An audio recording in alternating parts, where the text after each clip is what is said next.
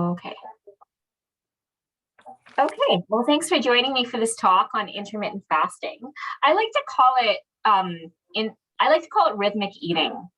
I feel like there's so much information out there about intermittent fasting right now, and I mean, connotations of it as a diet and that sort of thing. But it's something that people have been doing for millennia, right? Like they've been restricting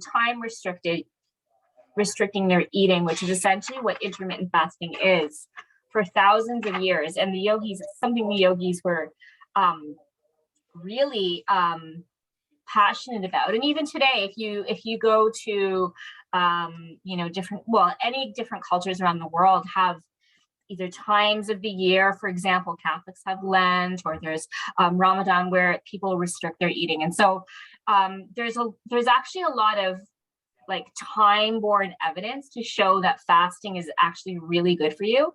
And what's really interesting, I always kind of geek out on the science of it after. Like, I love the marriage of the 6,000-year-old ancient wisdom with modern day science. Like, what is the science saying? And there's been a lot of science, and it takes a long time to kind of do these studies, even if it's with mice. But a lot of that has come out now, and it's all extremely positive. In terms of eating less food in a restricted time is actually very good for us. Our bodies really prefer rhythm, especially when it comes to digestion and absorption. The pattern of fullness and emptiness. And when you eat in that better rhythm, allowing your body to go through those complete cycles of, both emptiness and fullness, you begin to sleep better.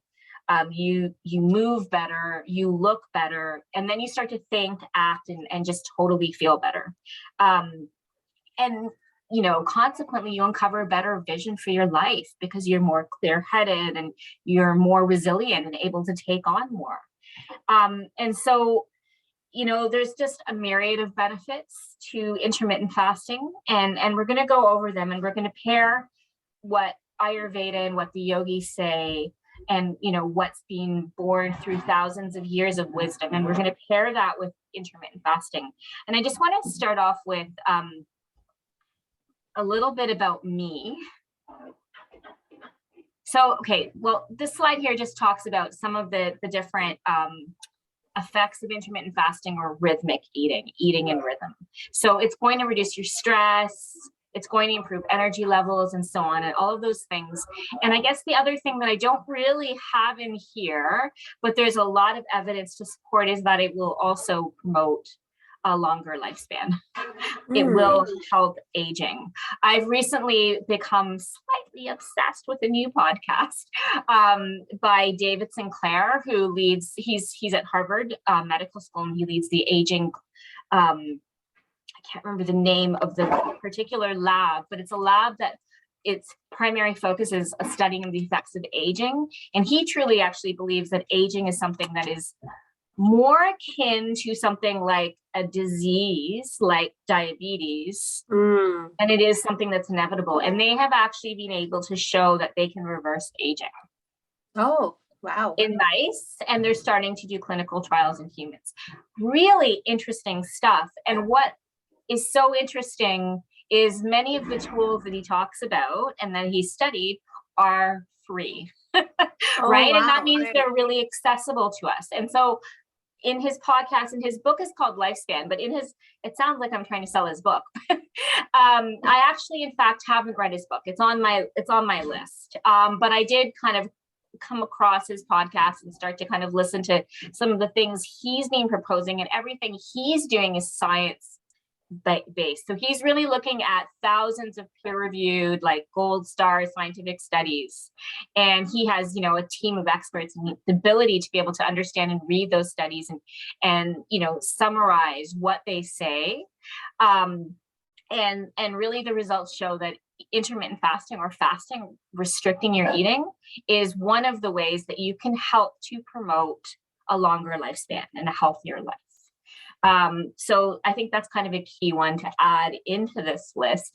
But I mean, I think it goes along with reduced stress and lower inflammation and, better blood sugar control. I think that, kind of goes to show why, some of the reasons why.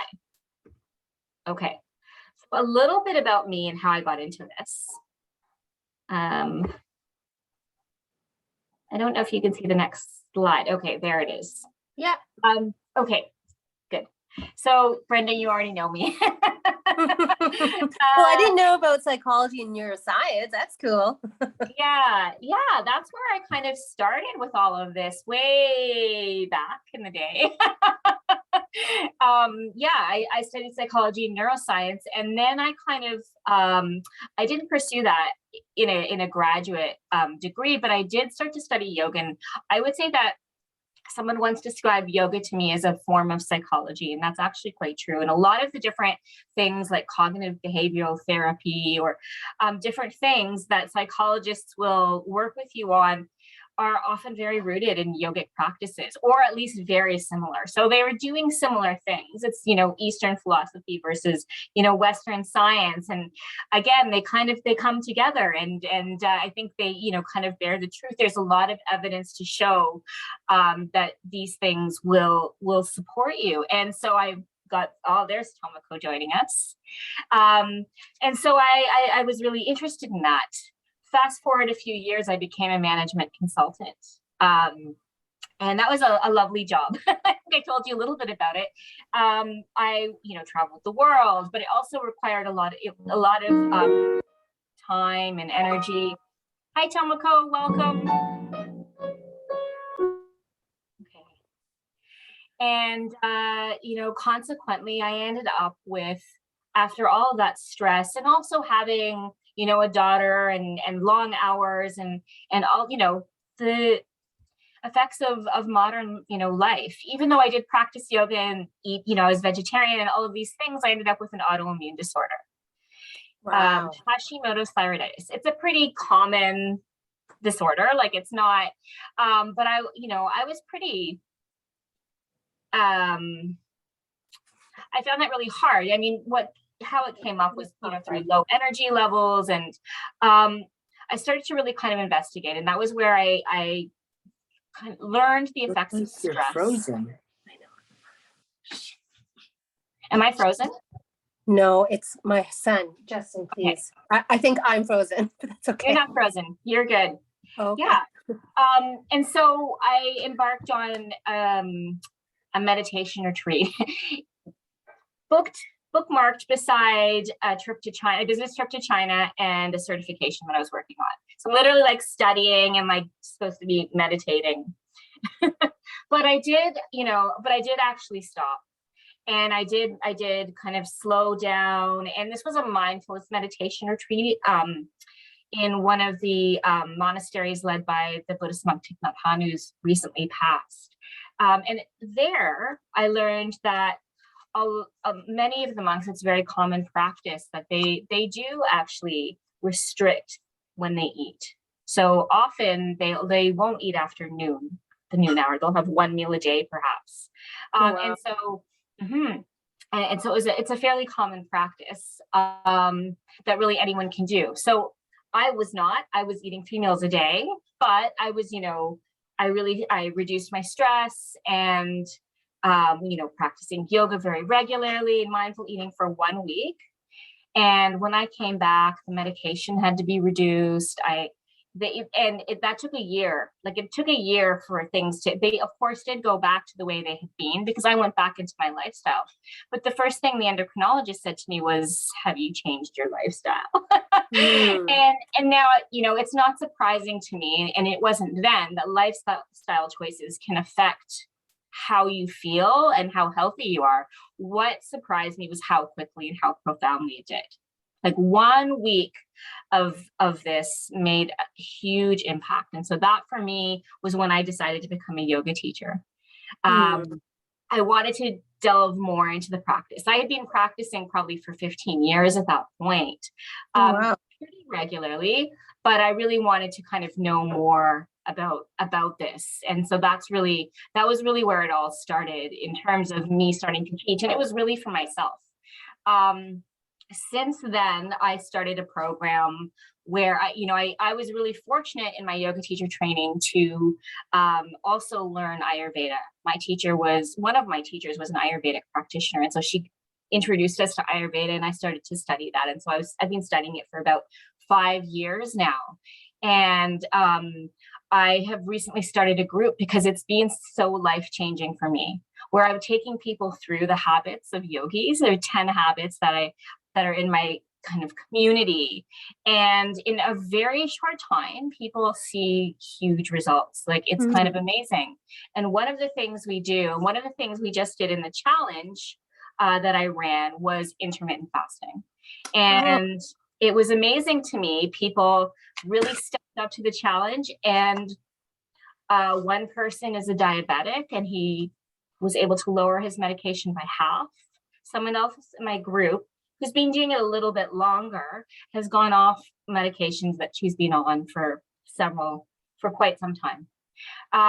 Someone else that was in the group is now sleeping through the night, where she was having trouble. She was waking up fairly regularly and not able to fall asleep. So there's really quick benefits that you can really experience. And we'll go a little bit into the science as to why, but that's a little bit about me and why I'm doing this, right? I think it's really, it's something that anyone can do.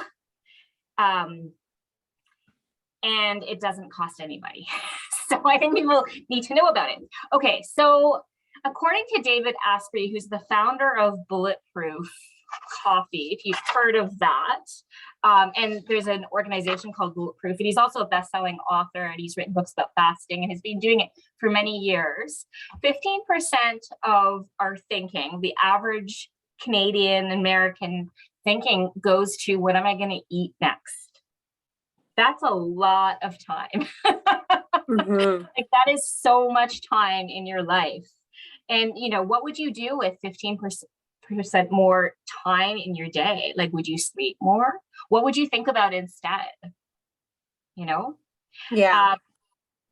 Yeah. And I think a lot of the time, we find that incorporating good, healthy habits into our diet can be a struggle, right? Or into our lifestyles can be a struggle, because it's like, already I've got the job and I've got the kids, or I have, whatever, the myriad of things that we have in our lives. And so it often feels like so much more. And that's one of the great things about intermittent fasting, is you're not actually adding more. It's something you're taking away. It's giving you back more time, which I think is kind of amazing. Okay. And Tomoko, I know that you just joined us. Welcome. I don't know if you want to unmute yourself and just say hello, just so I can make sure that you can hear me and everything's okay. If you're feeling shy, you can, hi. Oh. Nice to see you. My screen is going a little crazy. Okay. All right. So So she's unmuted. So I want to ask both of you. I mean, Brenda, you said a little bit. You said that maybe you can tell us again why you were interested in joining this talk. So a coworker mentioned that she was doing the 16, like a intermittent fasting for beginners. So it's a 16-8, which means it's like 16, between 12 in the afternoon and 8 at night, you can basically eat. That's your window to eat. And then from 8 all the way through to the next, so till 12 the next day, that's when you're fasting. And then your body kind of goes through its motions then. So at first I was like, oh, I don't think I can do this. But I think I wasn't like monitoring what I was eating. I think I felt like I was just eating whatever I wanted. So I kind of wasn't, and I mean, I'm pretty sure it was easy. Like, if I actually looked into it, I can, maybe schedule my meals, but I didn't. So I Okay. kind of wanted to see what Okay. you were going through, or even like just what your meals were Yeah. or Okay. are. Yeah. Yeah. And okay, that's great. That's really good. Then let's make sure we talk about that. And if there's any of those points that we miss, let me know, because I want to make this as useful as possible. Okay. And Tomoko, do you want to share what you'd like to get out of the talk or why you wanted to join? Okay. I just started this fasting maybe a month ago. I'm Oh. doing 14 hour 14-hour fasting and then 10-hour eating. So Okay. I wanted to know more about benefit or something like that. Okay. Okay. Wonderful. Okay, so I'm going to tailor this talk a little bit more to kind of the ins and outs of what I like to call rhythmic eating. And then at the end, I'm going to try to go through it fairly quickly so that I can specifically answer questions and give you like details that you're asking for. Does that make sense? Yeah. Okay. All right. So I guess the first question, okay, so here I was saying that we spend at least 15% of our day thinking about food. You know, we want to stop eating, or we're exercising so that we can eat more, or there's the constant nibbling, or all the different things that we do, not good or bad, but that we do with respect to food. And so when we kind of use that, we want to stop this pattern. You know, it's important to understand what the root causes are. So I guess the first thing is, I was always told to have lots of one, breakfast is the most important meal of the day. And two, that you should be eating like in small amounts constantly through the day. For me, I've always found that really difficult. Breakfast was not a problem. I was always a big breakfast eater. But what was a problem was eating small amounts, because, you know, they say have these little meals and it would be like, it's really not that small of a meal. And other people have told me that too. Well, the science behind it is that actually from an evolutionary standpoint, we are designed to want to eat as much food as quickly as possible, because that was in our best interest for survival. Because, right, you know, fast forward to modern life, and like now we have food around 24/7, but it wasn't always like that. We needed to get the calories and the nutrition in when we could. Okay. So actually the fact that I was having trouble with having these small amounts is maybe not less to do with willpower and more to do with fighting against kind of the brain. I'm not saying that you should be going and stuffing yourself either. But that feeling of like, when we stretch our stomachs out, that actually in mammals causes a feeling of satisfaction and soothing. Like that is biologically, oxytocin comes into our brain, there's serotonin, we feel like we've had enough, and we feel full and we feel happy and at ease. Okay. And so that's the reason why I think people often do that. And there's like different hormones around there that support that. But the problem again is that food is all around us. And so then people start to emotionally eat, do all of those crazy things, because we don't look at the root patterns, and we've got food around us all the time.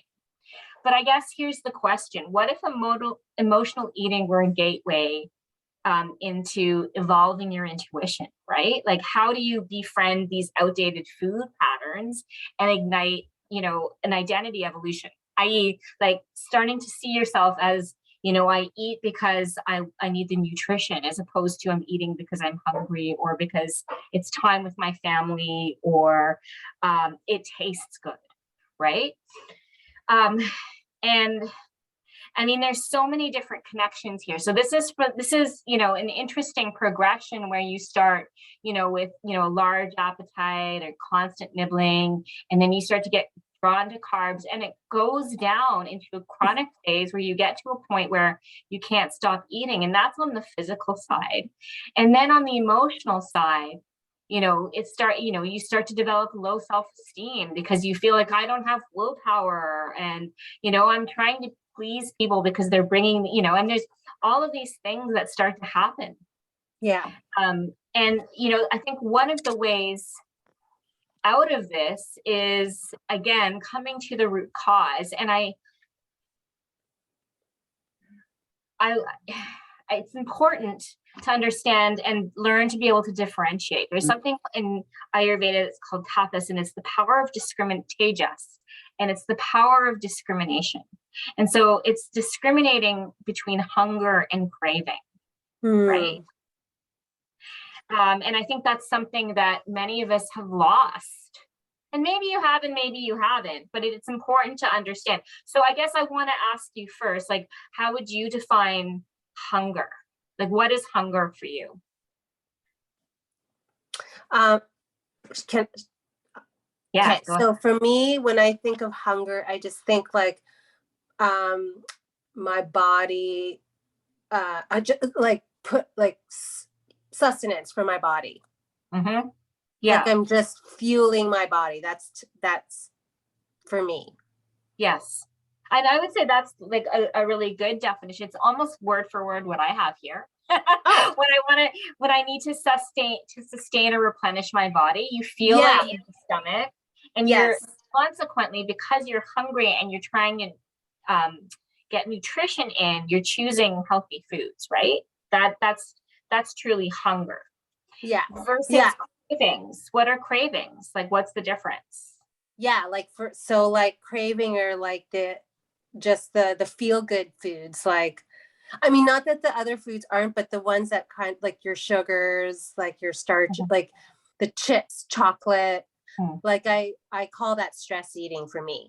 Like, I know that when I want like jubes or like a big bag of chips, like that's just like cravings, like just it can be stress eating. And then there's this cycle of when you get some of these things, hormones will start to act and it creates a pattern, right? Mm-hmm. So it becomes a physiological craving in your body.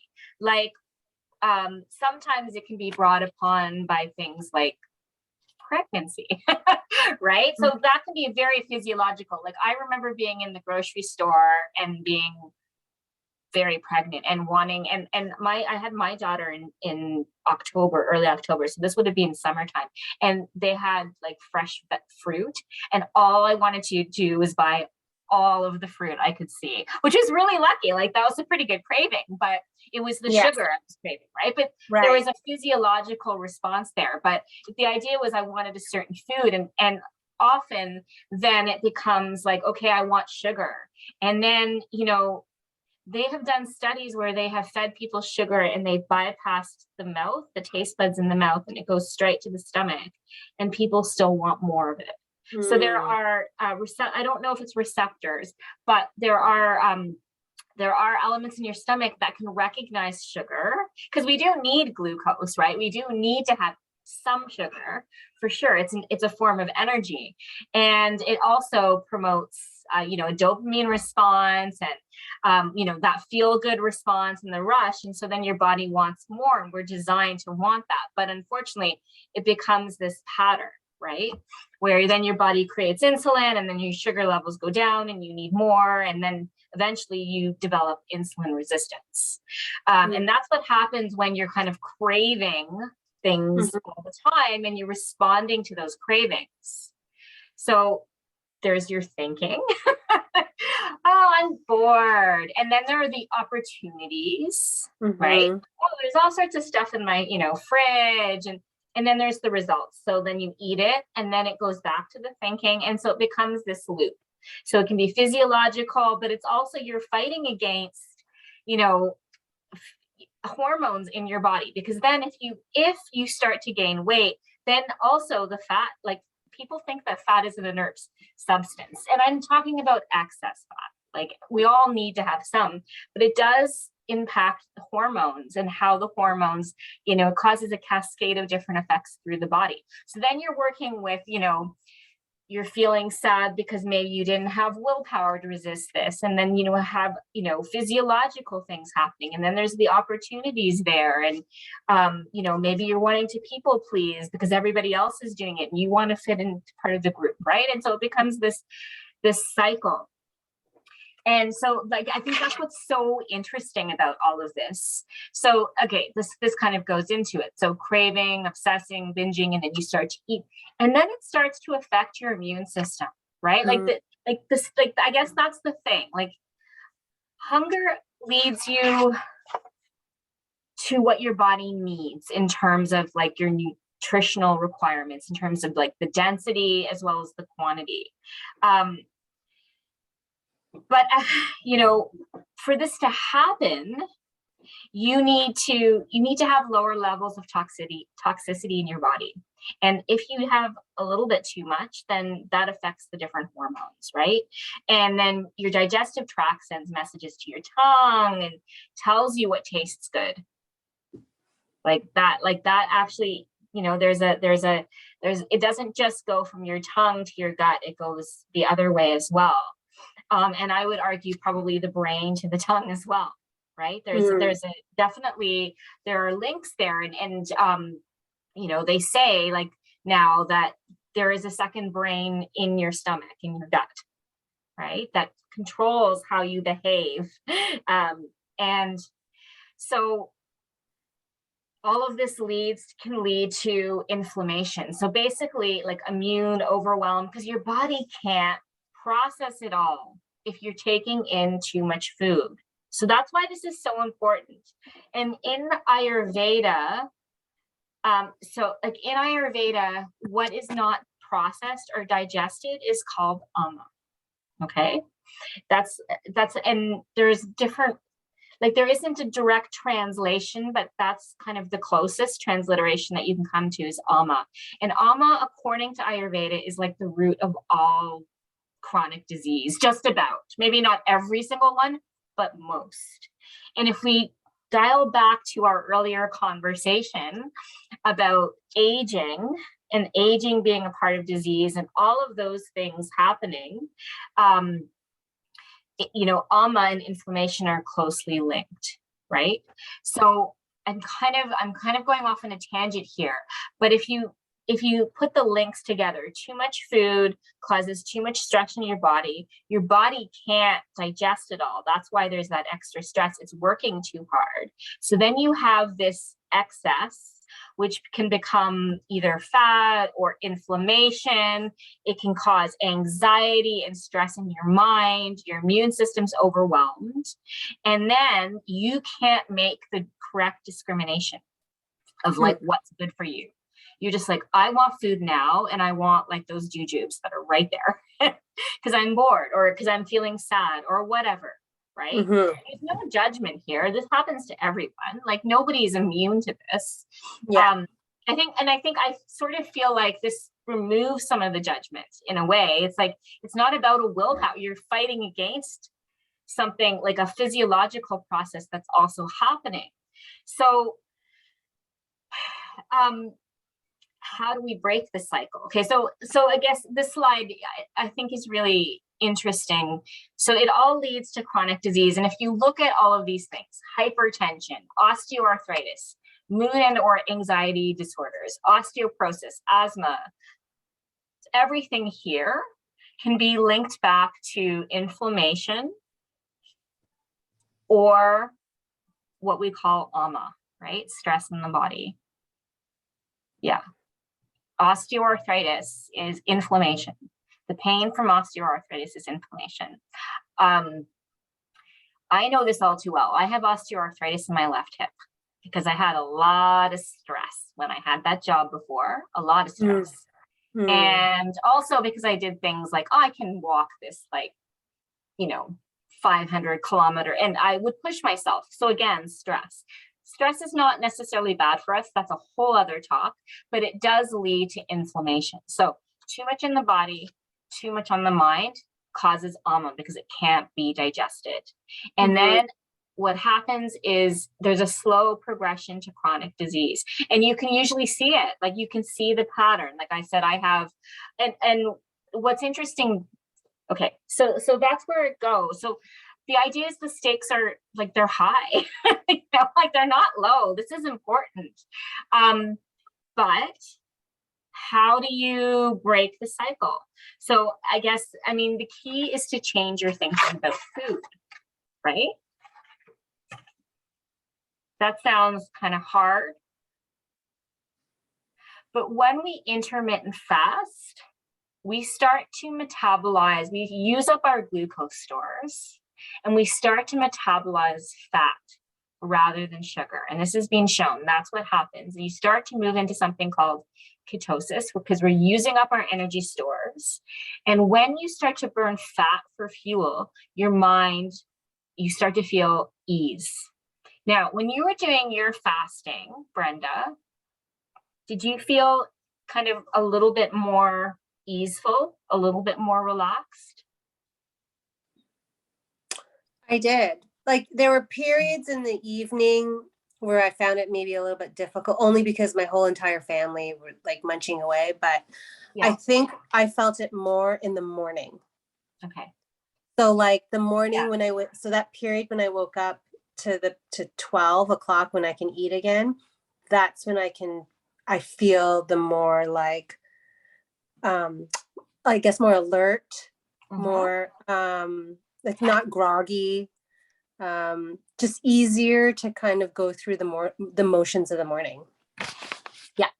Yeah, for sure. So then all of a sudden your thinking has changed. You've done something different, right? Yeah. And then as you do this and you do this more, you start to experience what is true hunger.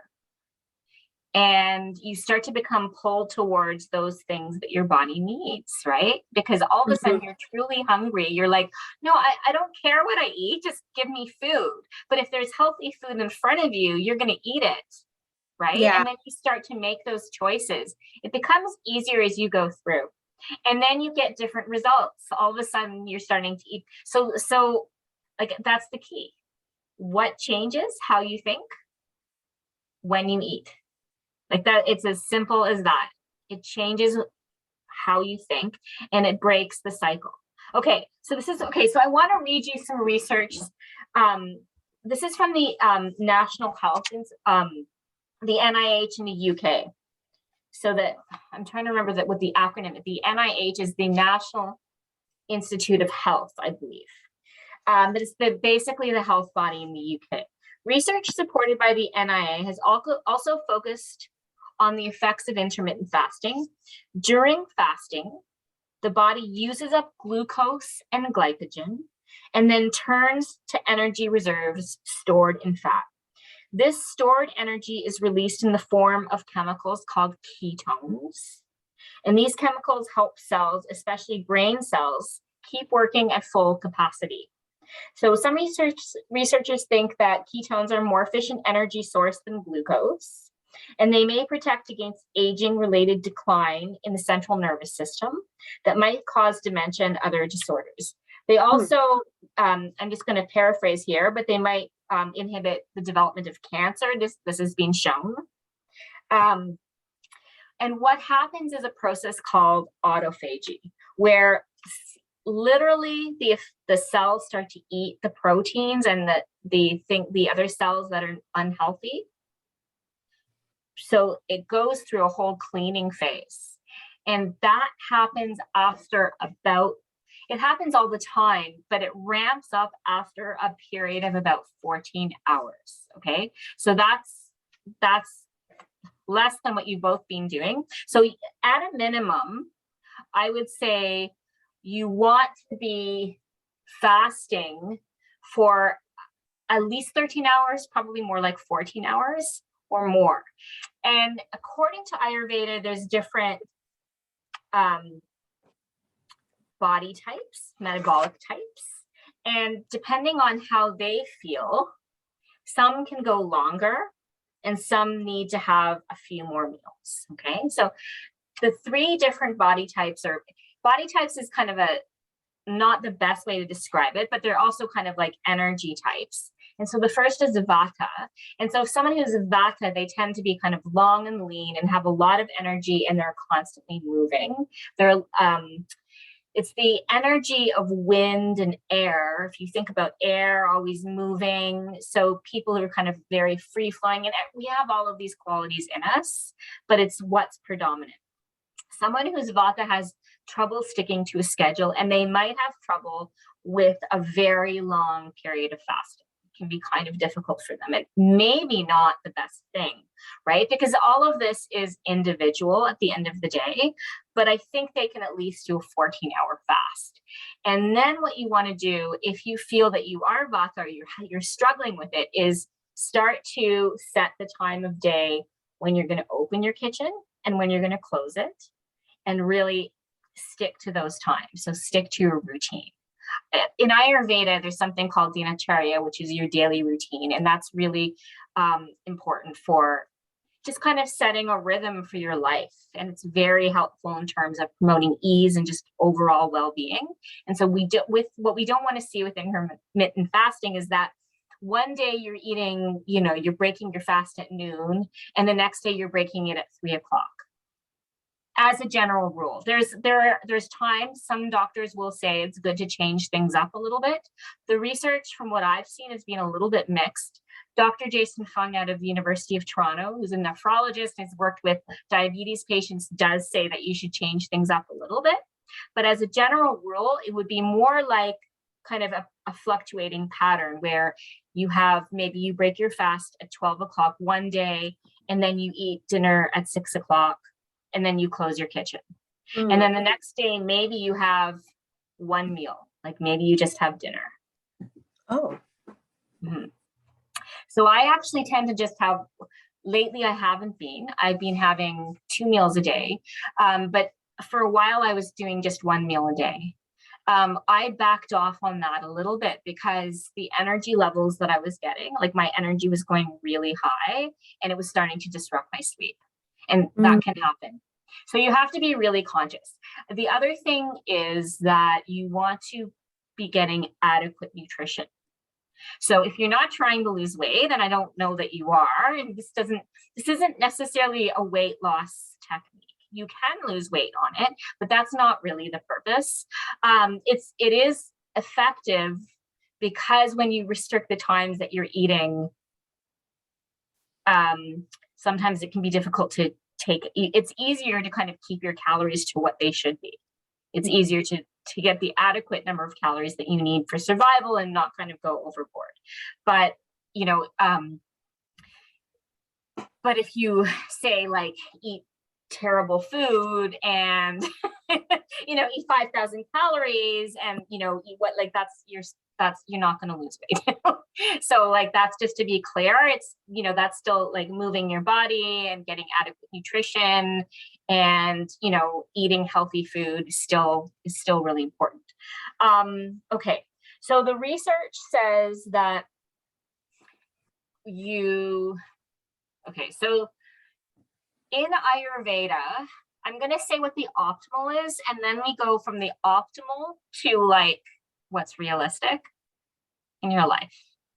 And then you decide on a time. So optimally, the studies show, so there's the 8-hour time that people say is magical and think, that's what a lot of people do. And that's because the research was primarily done in mice. There's been a lot of research in humans too, but they used the number 8 because it was out of convenience for the mice. And then also for people, it was a convenient number. And there's nothing wrong with it either, but it's not a magical number, right?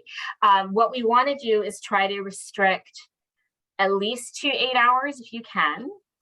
Some people will restrict to 6. Sometimes that can backfire. So what I do is I restrict to 6 hours, but the reason I do that is because most of the time when people intermittent fast and think of when they start and when they stop, it's a little beyond those times.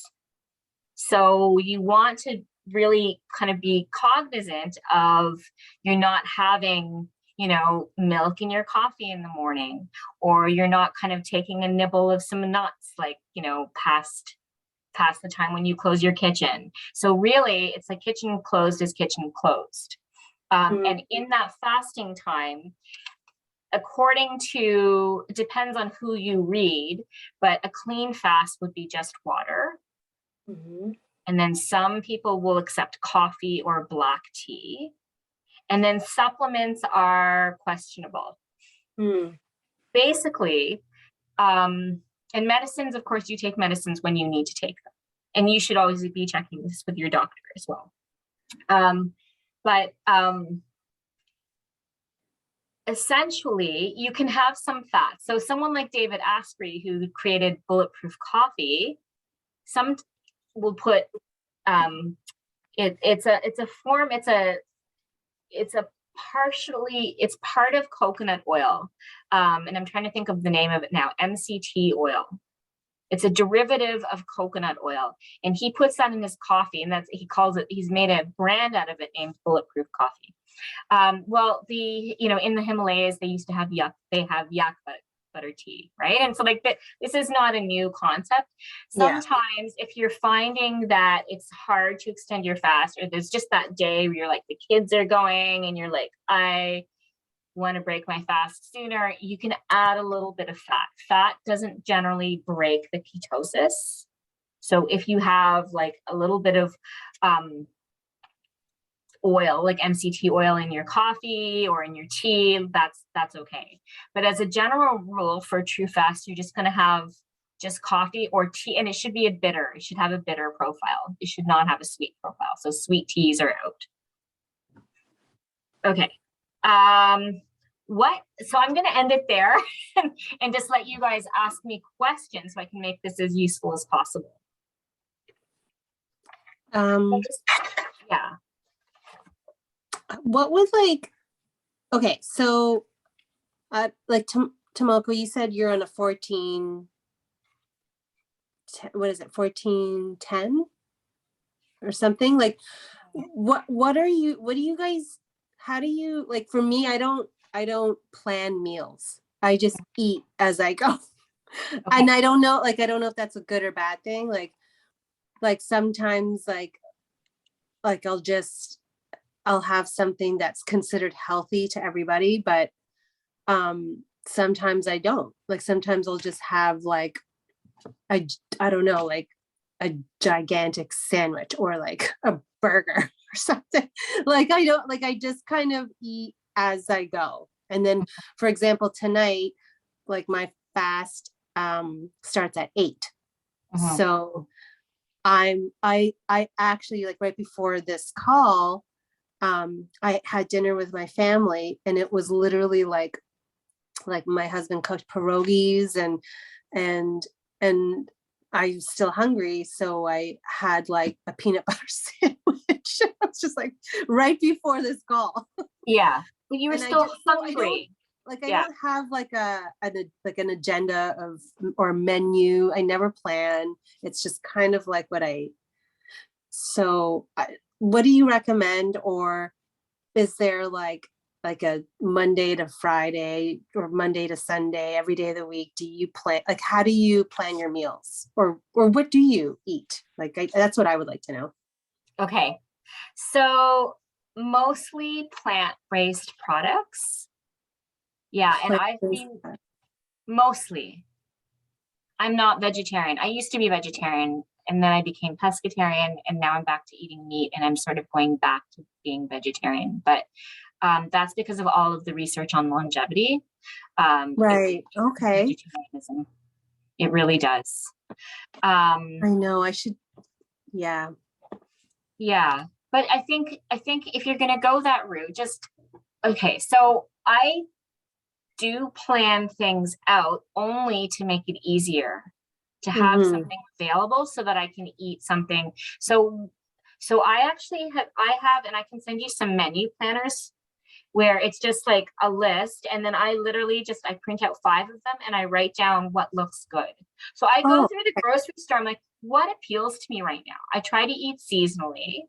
So, right now we're in the winter, and so we're in the winter in Canada.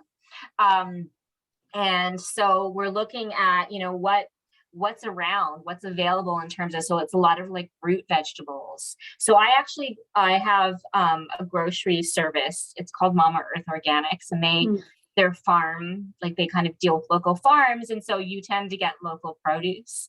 And so I'm getting a lot of like carrots and squash and maybe some like, so, you know, things that are around right now. And I've been making a lot of stews. So I'll make some rice, like tonight, for example, I made some rice.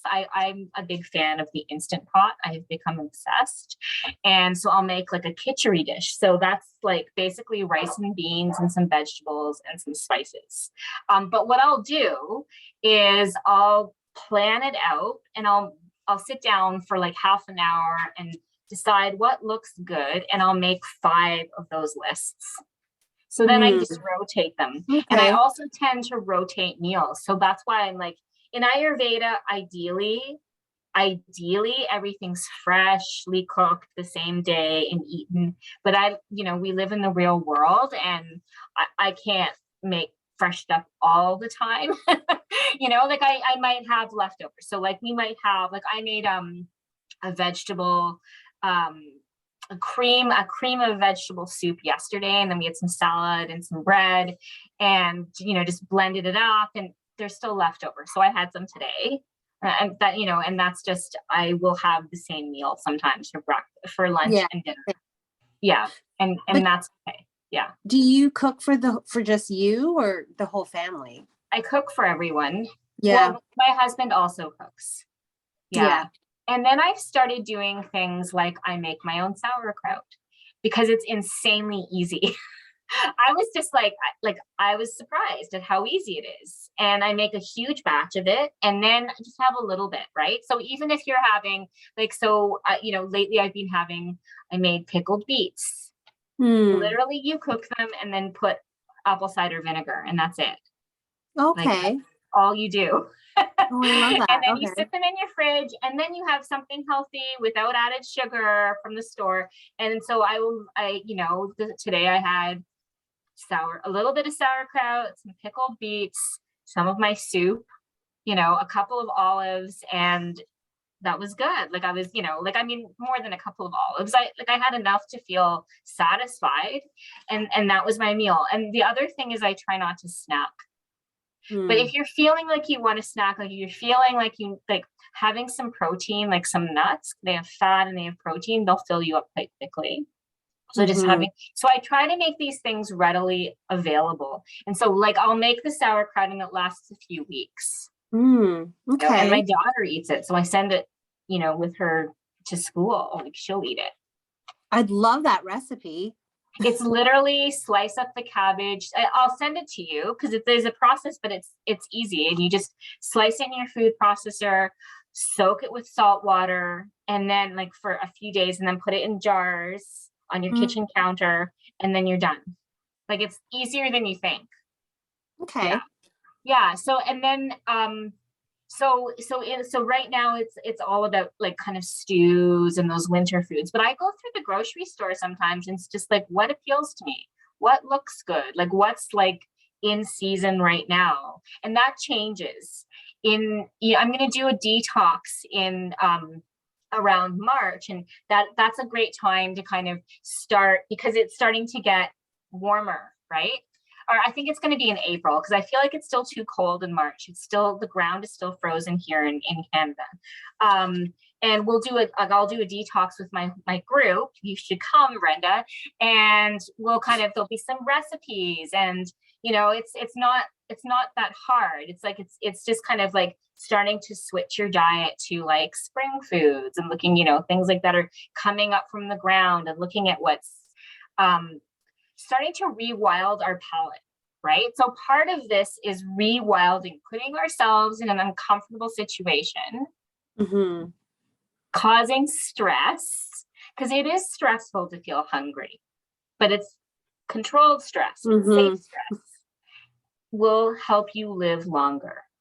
Like that is kind of the crux of what all of this research at Harvard and all of these schools is saying.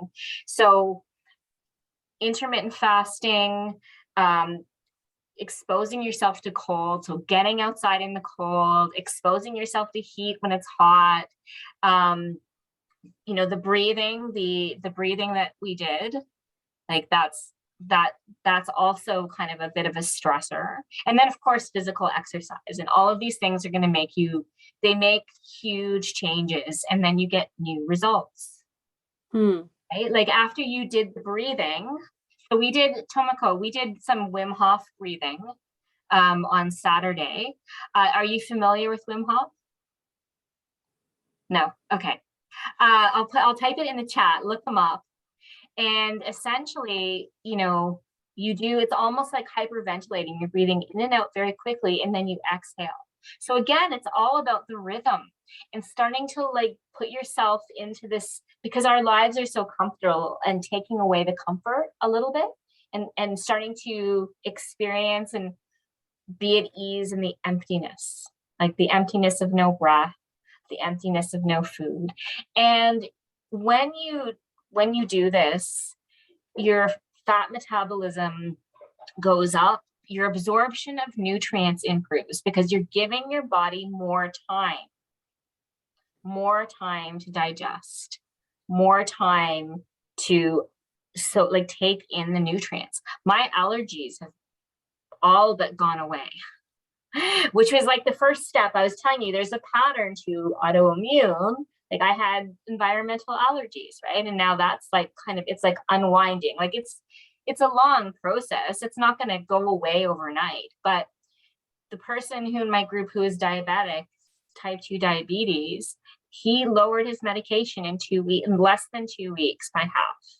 And this is someone, and he's monitoring his glucose every 2 hours. So he's obviously in concert with his doctor. You don't do something like that without your doctor being involved. But the point is that you can get results really quickly. So I would say the next step is to maybe push it a little bit.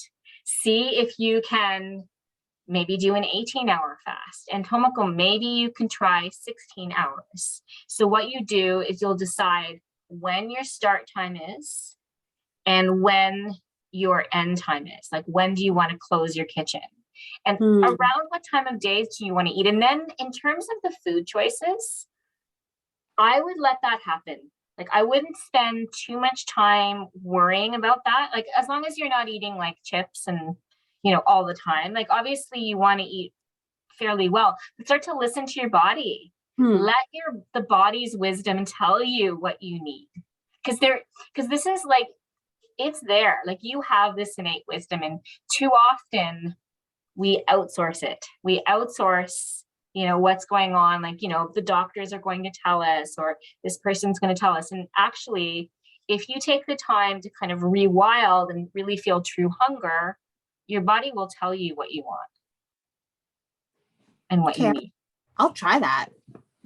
And like, here's a question. How long do you go for? So like, I've done 2 weeks of the 16-8, and maybe I've broken it like once or twice. Yeah. In that time frame. So that's great. How long do I, but I also think my food choices weren't the greatest. Like, I was full, like, for enough to be okay for the 16 hours. But like, so if, let's say if I challenge myself and I did 18-hour fast, like, how long do I do that for? A week? Try it for a week, because you can do anything for a week, right? And see how it is. And then maybe you'll say, I want to do a 20-hour fast. Maybe like that's like that. Then you're getting into the 1 meal a day territory. It's amazing at the 24-hour mark what happens. All of a sudden your mood, but like your mood becomes really, don't be driving a lot. Just saying, because like your mood will feel really stable and you'll have a lot of energy. Like, it's, for me, there at some points it was like I'm almost like euphoric. Like it's almost going to be like a little too much. And then I was having trouble sleeping, and I started to look at it, and like that's what happens because you're running on ketones. And so then it's like, okay, dial it back, right? Like, and then I eat. Like, I'm not trying to starve myself. There's no And I think the key is making sure that you're getting enough water. So drinking water drinking warm water, not Warm cold, water. warm. Yeah, Oh, okay. yeah, Oh, Yeah. right, Tomoko? Yeah. When I lived in Taiwan and I didn't know Ayurveda, I would always go for cold water. And all of my students were like, warm water all the time. Because in the West, we're like cold water because cold water from the tap is considered safer than warm water. And we don't, at least in Toronto, we don't drink a lot of bottled water. So I've always been acclimatized to cold. And then when I was in Taiwan, they were like, no, warm water is better. And it is. so you just boil your water I and just then- boil my water and I then put it wait in for- like a, yeah, Oh, okay. yeah, My gosh. Okay. I'm gonna Yeah. try it. Okay. yeah. So autophagy. So what happens after around 14 hours is that autophagy starts to increase. And so aging reduces and all of these different things. So cell death, cells that are unhealthy start to get eaten up by other cells. And then of course, all of these different things like type 2 diabetes, because you're lowering your insulin levels. So then all of a sudden your insulin resistance becomes stronger. Your immune system becomes stronger. Infectious diseases become, your immune system is boosted. So you're more resistant to infectious diseases. And so all of these processes start to happen. They're happening all the time. But when you allow this space, you're giving a chance for your body to really kind of clean the system out because it's not working on digesting, right? If you've got food in the body, then it can't do the cleaning because it's got to get rid of what you've just put in, right? And that's when you get ama. Okay. What other questions do you have? We're just at the hour now. I have time, but I want to be cognizant of your time. So have I answered all of your questions or do you have more? Yeah, I'm gonna try. I'll try and challenge myself. Okay. And yeah, and yeah, thank you for not like stressing about the types of food. No, Yeah. I would. So the thing about habits and creating new habits is that you want to have a 1% increase, right? Like you want to really not try to change everything at once. It just becomes too much and too stressful. So let's focus on just kind of getting the rhythm and seeing what works. And you'll Right. find that your body will lead you, I think. I think that's what you'll determine. Okay. Tomoko. Yeah, so for now, in 10 hours, I'm eating whatever I want to eat. So is there anything better to avoid something to eat? No, I would say, I mean, as a general rule, sugar isn't Mhm. great. Yeah, I don't take much sugar, so Yeah. So as long as you're eating mostly whole foods, like, you know, and not a lot of like candy or chips, I think it's okay. Because you do need to get adequate nutrition and mostly plant-based, you know, I think for the okay. most part. Mhm. If there's a bit of meat, that's okay. You know, like we don't need to kind of change everything at once, but like mostly plant-based foods and avoiding too much sugar. But otherwise, no, I wouldn't say unless there's like a particular like health disorder that you're dealing with. But like, you know, if you're on a certain kind of diet, but otherwise, no, there isn't. Mhm. I mean, Ayurveda has a lot of different foods, but in terms of like what's effective for intermittent fasting, like generally, you know, I think anything's fine. If you find that you're, you know, having a lot of like vegetables, raw vegetables, like salads, and you're getting stomach upset, maybe switch to more kind of cooked vegetables. But, you know, because sometimes beans and raw vegetables can be really hard on your system. Right. Beans generally means you need to cook them a little bit more. and then look at how like you're responding to the foods, right? So when we look at the different body types, I was saying that there's like, I said the body types isn't a really good name for it because it's more like energies that you have. And Ayurveda is all about bringing everything into balance. So if you're very vata, like you have a lot of air and movement, you want to be more grounding. But if you're very grounded and you're very what's called kapha, then you might need a little bit more lightness, right? A little bit more movement. Or if you're fiery, which is the third energy, pitta, the energy of transformation, you can burn yourself out. And so a little bit more kind of that grounding, a little bit more of the air. And so it's about balancing. And foods also have these energies. So certain things might be,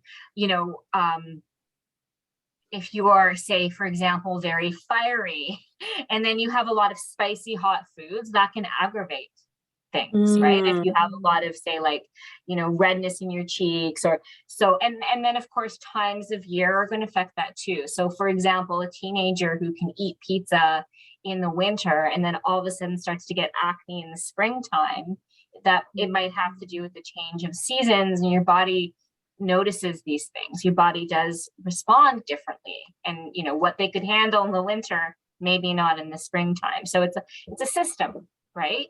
And so it's about looking and noticing what's happening. But as a general rule, mostly plant-based, as humans, there are certain things, not eating too late at night. So I don't love the 12-8, by the way. I feel like 8 o'clock is really late to be closing your kitchen. Depends on what time you're going to bed. But as a general rule, going to bed by around 10 p.m. is good. 11 you can do. And you want to have at least 3 hours between when your kitchen closes and when you go to bed. So if you're going to bed at 8 p.m. and then trying to get to, you finish closing your kitchen at 8 and trying to go to bed for 10, you might find that you're spending too much of that time in bed when you should be kind of, your body's restoring and supposed to be digesting the emotions and cleaning house, and it can't necessarily do that if it has to be digesting your last meal as efficiently. Right. Okay. Yeah. So switching it a bit earlier is good. Like you could do 11-7, for example. Okay. Or if you're extending it, it might be 12-7. Right. If you're extending the fast. Yeah. Right. Okay. Yeah. Did that answer your question, Tomiko, or did you have any other questions? Yeah. Okay. Yeah, I'm okay. Yeah. All right. So like I said, I lead a community of really vibrant of people who are really kind of making changes and up leveling. And if you're interested in learning, I have a couple of spots for like basically a one-on-one call. And if you're interested, I can put the link in the chat. And this is free, there's no charge. And so if there's a particular health goal that you want to talk about, we'll go through that as well as your habits and come out with, a few 1 to 3 action steps that you can take. And it's just a one-on-one call, usually over Zoom. And I have a couple of spots left this week if you're interested. And I put that in the chat. Take it down, and then, why not book? I mean, I'm not trying to force anything on anyone. Or if you know someone who might, if they're suffering from like something like low energy, or they're trying to change their habits, if I can ask if you can point them my way, I would appreciate it. Because, I think that there's a lot that can be done. And I think sometimes people don't know how good they can feel. Because we can feel like really, yeah. Okay. Christina, sorry, this is a dumb question. Where's the chat? The chat is, I'm going to put it here. Hold on. I didn't log. Okay, so here's the chat. I'm going to type in, here's the chat, and tell me if you see it. It should come up. Oh yeah, there it is. Okay, I see it. Okay. Of course, the minute I said, I'm going to put it in the chat, my link was, you know what, I'll just put my email address in the chat in order to save time, because I'm having trouble getting in. So send me an email if you're interested. Christina Schoberg at yahoo.ca. Or if you have another one for me, that's okay too. It's not typing. Are you still able to see me? Like, yeah, but oh, you mean like what you're typing? No, just I didn't Yeah, I know if can I was see you. frozen. Yeah. Okay, good. Yeah. Okay. I don't know what's happening here. Are you guys still there? Yeah. Okay. So I'm just going to tell you, it's Christina Schoberg, so my first and last name, at yahoo.ca. For me is frozen.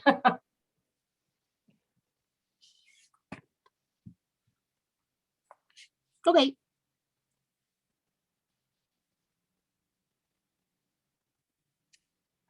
Oh yeah, I think she's frozen. Yeah, I think so. Here, I'll tell her. You're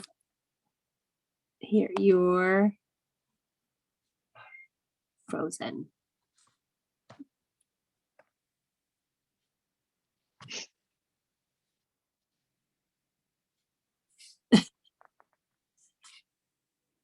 Maybe she can't see the chat. Oh yeah.